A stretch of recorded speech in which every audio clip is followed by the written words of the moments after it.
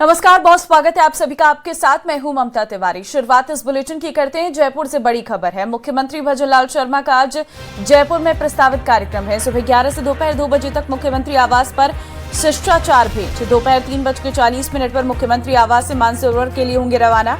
शाम 4 बजे मानसरोवर स्थित आनंद महल मैरिज गार्डन में आयोजित होगा विशेष कार्यक्रम। रक्षाबंधन पर्व स्नेह का रक्षा सूत्र कार्यक्रम में होंगे शामिल। शाम 4 से 6 बजे तक कार्यक्रम में रहेंगे मुख्यमंत्री।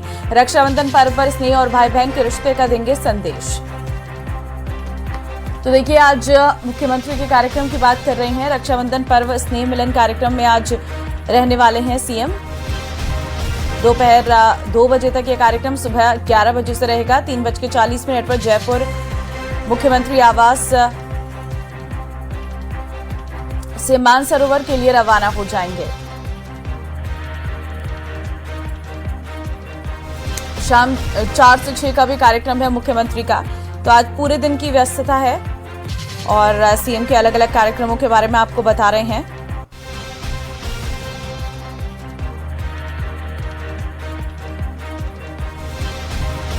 सुबह 11 से दोपहर 2 बजे तक मुख्यमंत्री आवास पर शिष्टाचार भेंट रहने वाली है। 3:40 पर मुख्यमंत्री आवास से मानसरोवर के लिए रवाना हो जाएंगे।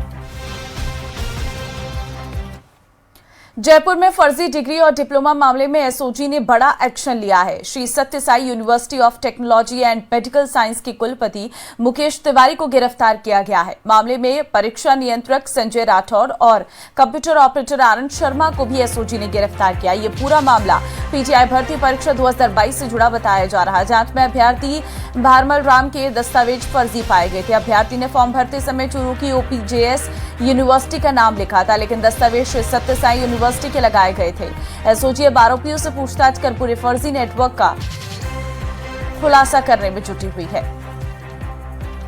तो फर्जी डिग्री डिप्लोमा मामले में गिरफ्तारी हुई है। बड़ी खबर आपको दे रहे हैं। श्री सत्य साई यूनिवर्सिटी के कुलपति मुकेश तिवारी अरेस्ट किए गए हैं।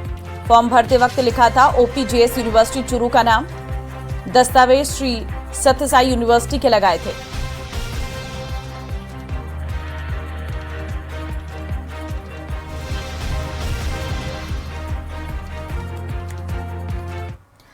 निकाय और पंचायत चुनाव और बीजेपी की नई सियासी रणनीति। जेनजी नहीं, युवा और नई पीढ़ी पर जोर। स्थानीय चेहरों को मौका, युवाओं को आगे लाने की तैयारी और साथ ही कार्यकर्ताओं को आचार संहिता की सख्त हिदायत। तो क्या बीजेपी ने निकाय चुनाव में युवा चेहरा, स्थानीय पकड़ और संगठन की सक्रियता टिकट का नया फॉर्मूला बनने जा रहा? ये रिपोर्ट देखिए।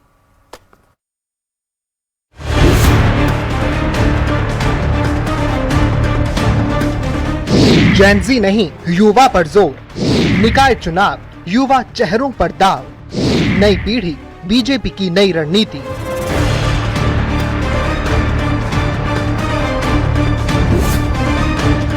निकाय चुनाव की तैयारी के बीच बीजेपी ने अपने सियासी पत्ते खोलने शुरू कर दिए हैं। बीजेपी प्रदेशाध्यक्ष मदन राठौर ने जेनजी शब्द से दूरी बनाते हुए युवा, युवक और नई पीढ़ी जैसे शब्दों के इस्तेमाल पर जोर दिया। लेकिन शब्दों के इस बदलाव के पीछे सियासी संदेश साफ है। नई पीढ़ी को राजनीति में आगे लाना और स्थानीय चेहरों पर दांव लगाना। कि अपन जैन जी करते हैं, वास्तव में युवा, युवक, नई पीढ़ी, हमें ये महत्व देना चाहिए। देखिए, हमारा अपना शब्द है, हमारे अपने शब्द हैं, तो हमको कोई अपने शब्द का प्रयोग करें। और मैं ये निवेदन करूंगा कि हम लोग निश्चित रूप से नई पीढ़ी को प्रोत्साहित करेंगे। नई पीढ़ी को संस्कारित कर रहे हैं, नई पीढ़ी में सेवा की भावना विकसित कर रहे हैं। नई पीढ़ी के नौजवान आगे आए। राठौर ने कहा कि पार्टी निकाय चुनाव में स्थानीय व्यक्ति को अवसर देने का पूरा प्रयास करेगी, यानी वार्ड की जमीन पर पकड़, जनता के बीच स्वीकार्यता, संगठन में सक्रियता और स्थानीय समस्याओं की समझ, इन सबका टिकट के समीकरण में अहम रोल होगा। और इसी के साथ युवा दावेदारों की उम्मीदें भी बढ़ गई हैं। स्थानीय चेहरा, युवा चेहरा, सामाजिक स्वीकार्यता, संगठन में सक्रियता, वार्ड की समझ। राठौर ने निकाय चुनाव को मुख्यमंत्री भजनलाल शर्मा के वन स्टेट वन इलेक्शन प्रयास से भी जोड़ा। बीजेपी का तर्क है कि बार बार चुनाव और आचार संहिता से विकास कार्य प्रभावित होते हैं। एक साथ चुनाव होंगे तो चुनावी प्रक्रिया में समय कम लगेगा और सरकार को विकास पर ज्यादा फोकस करने का मौका मिलेगा। राज्य के एक साथ स्थानीय निकाय के और पंचायतों के और कोऑपरेटिव सेक्टर्स के जितने भी चुनाव होने वाले हैं वो सब एक साथ हो जाएं तो फिर 4.5 साल तक लगातार विकास करते रहो और विकास विकास विकास। इसी प्रकार से हमारा केंद्रीय नेतृत्व भी ये तय कर रहा है कि वन नेशन वन इलेक्शन, ये शुरुआत हमने की है, बहुत बड़ा बीड़ा उठाया है। इसके लिए हम तो तैयार हैं। लेकिन चुनावी रणनीति के साथ बीजेपी ने अपने नेताओं और कार्यकर्ताओं को चेतावनी भी दी है, आचार संहिता का उल्लंघन बिल्कुल नहीं। इसीलिए पार्टी के विधि प्रकोष्ठ ने निकाय चुनाव की मार्गदर्शिका तैयार की है, यानी टिकट की दौड़ शुरू होने से पहले ही पार्टी ने नियमों की लकीरें भी खींच दी है। स्थानीय चुनाव का मैदान तैयार है। बीजेपी के सामने चुनौती है युवा को आगे लाना, स्थानीय चेहरे पर भरोसा करना और संगठन की पकड़ बनाए रखना। अब देखना होगा बीजेपी का ये युवा प्लस लोकल फॉर्मूला निकाय चुनाव में कितना असरदार साबित होता है। जयपुर से सुधीर शर्मा के साथ ब्यूरो रिपोर्ट, न्यूज़ 18 राजस्थान।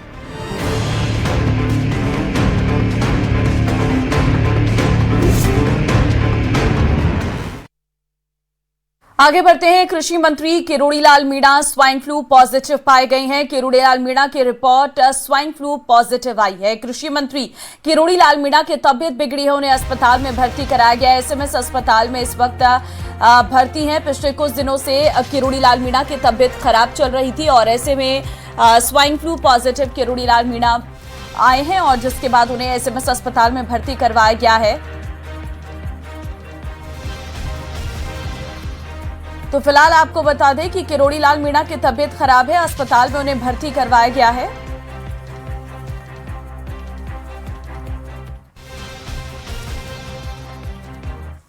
आगे बढ़ते हैं। जयपुर के एसएमएस अस्पताल में लापरवाही का आरोप लगाते हुए हैरान करने वाला मामला आया है सामने। चरक भवन के एएनटी वार्ड में महिला मरीज संतोष के सिर पर चलता हुआ पंखा गिर गया है। हादसे में महिला के सिर पर गंभीर चोट आई है और 12 से अधिक टांके लगाए गए हैं। बताया जा रहा है कि घायल होने के करीब आधे घंटे बाद महिला को ट्रॉमा अस्पताल पहुंचाया गया। घटना का वीडियो सोशल मीडिया पर वायरल हो रहा। अस्पताल में मरीजों की सुरक्षा को लेकर सवाल उठ रहे हैं। फिलहाल मामले में अस्पताल प्रशासन की ओर से क्या कार्रवाई की गई है, इसे लेकर जानकारी का इंतजार है। तो देखिए, ईएनटी में इलाज के लिए आई हुई थी महिला और महिला के ऊपर पंखा गिर गया, जिससे महिला के सिर पर आप देखिए टांके लगाए गए हैं।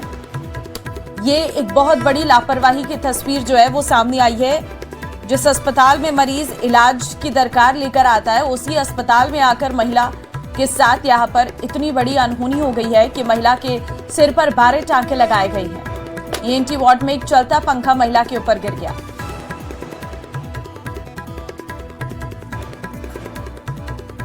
आगे बढ़ते हैं। श्रीगंगानगर के श्रीकरणपुर रेलवे स्टेशन पर जेब कतरे को यात्रियों ने रंगे हाथों पकड़ लिया। बताया जा रहा है कि ट्रेन में चढ़ते समय एक युवक की जेब से आरोपी ने पर्स निकाल लिया। पर्स निकालते युवक और आसपास मौजूद यात्रियों ने उसे पकड़ लिया और जमकर पिटाई कर दी। घटना का वीडियो भी सामने आया है, जिसमें आरोपी हाथ जोड़ता नजर आ रहा। सूचना पर पहुंची पुलिस और आरोपी को हिरासत में ले लिया गया। पुलिस अब आरोपी से पूछताछ कर रही है और मामले की जांच में जुटी है।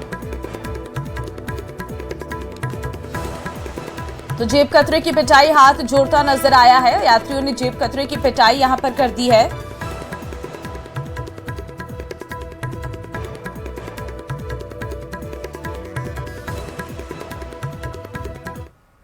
डूंगरपुर के सत्तू देवकी स्कूल में पढ़ाई के दौरान अचानक जर्जर कमरे की छत भरभराकर ढह गई। गनीमत रही कि स्कूल प्रशासन ने इस कमरे को 1 साल पहले असुरक्षित मानकर बंद कर दिया था। लेकिन सवाल यही है कि आखिर कब तक जमींदोज होती इन छतों के साए में नौनिहालों का भविष्य टंगा रहेगा। देखिए रिपोर्ट।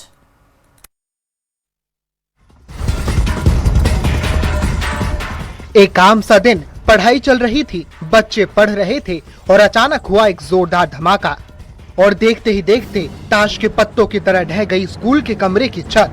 डूंगरपुर के सत्तू देवकी अपर प्राइमरी स्कूल में उस वक्त चीख पुकार मच गई, जब भरभरा कर गिरती छत ने 120 मासूमों की सांसें अटका दी। खौफ के साए में बच्चे और शिक्षक बदहवास होकर कमरों से बाहर की तरफ दौड़े।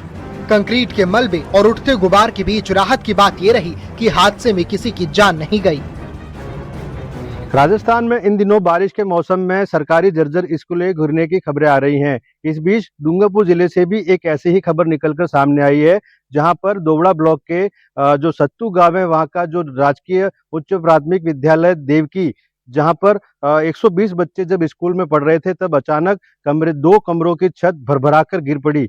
धमाके की आवाज सुनकर स्टाफ और जो बच्चे हैं वो दौड़कर कमरे की तरफ गए तो देखा कि दोनों कमरों की छतें पूरी तरीके से गिर चुकी थी।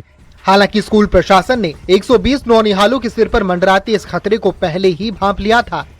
जिस जर्जर कमरे की छत जमींदोज हुई, उसे साल भर पहले ही असुरक्षित मानकर ताला लगा दिया गया था और शिक्षकों का यही एक फैसला बच्चों के लिए जीवनदान बन गया। वो मैं पढ़ रहा था, लेकिन हमको धड़ाम से आवाज आई, हम बाहर देखने की तो वो बालवाड़ी गिर गई।